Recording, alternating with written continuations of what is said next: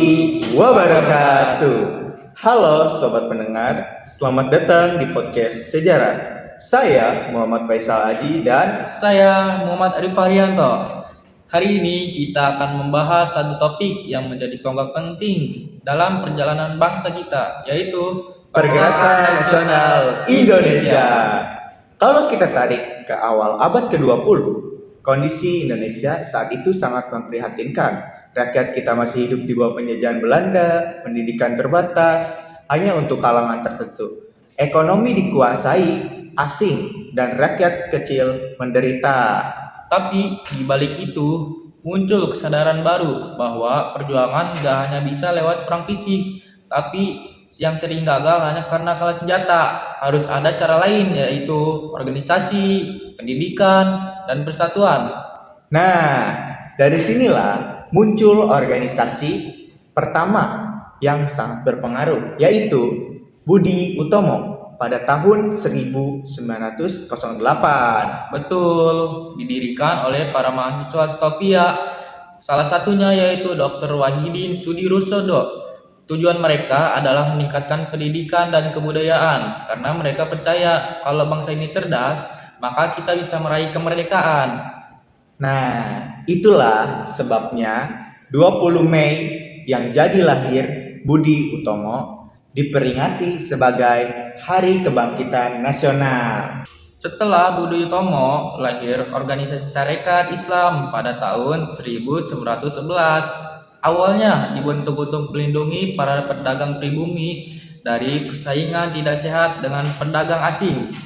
Tapi kemudian berkembang menjadi organisasi massa yang besar dengan pemimpin seperti Hos Djokroaminoto, bahkan banyak tokoh besar kita yang lahir dari Sarekat Islam. Misalnya, yang pertama ada Soekarno, yang kedua Semaun, hingga Kartosuwiryo.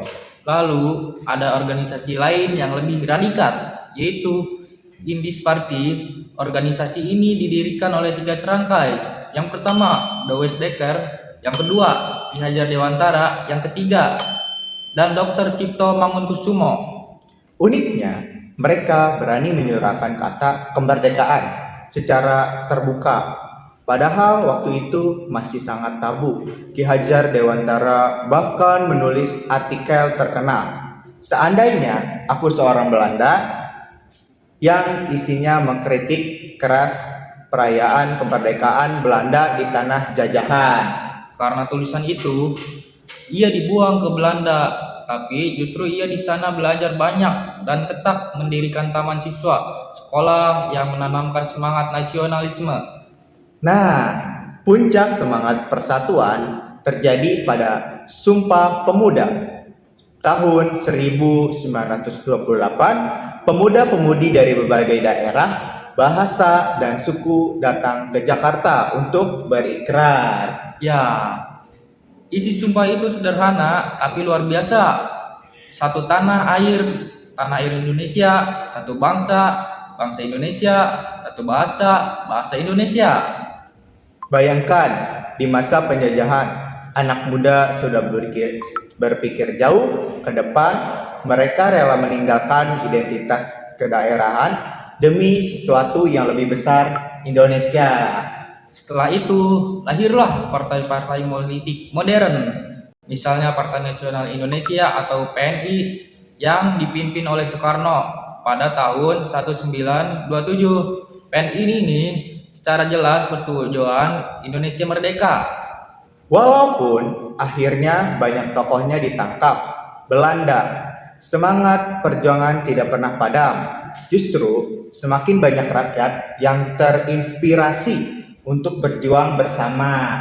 Oke, jadi kita bisa lihat pergerakan nasional Indonesia bukan hanya satu peristiwa, tapi rangkaian panjang dari Budi Utomo, Sarekat Islam, Indis Party, Sumpah Pemuda, hingga lahirnya partai politik. Dan akhirnya semua itu mengantarkan kita ke proklamasi kemerdekaan pada tahun 1945. Kalau dipikir-pikir, perjuangan mereka bukan hanya cuma melawan penjajah, tapi juga membangun kesadaran nasional. Betul. Dari pergerakan nasional, kita belajar bahwa pendidikan, persatuan, dan semangat juang adalah kunci kemerdekaan. Terima kasih sudah Mendengarkan podcast podcast ini. Semoga kita terus menjaga semangat perjuangan para pendahulu kita. Sampai jumpa di episode selanjutnya.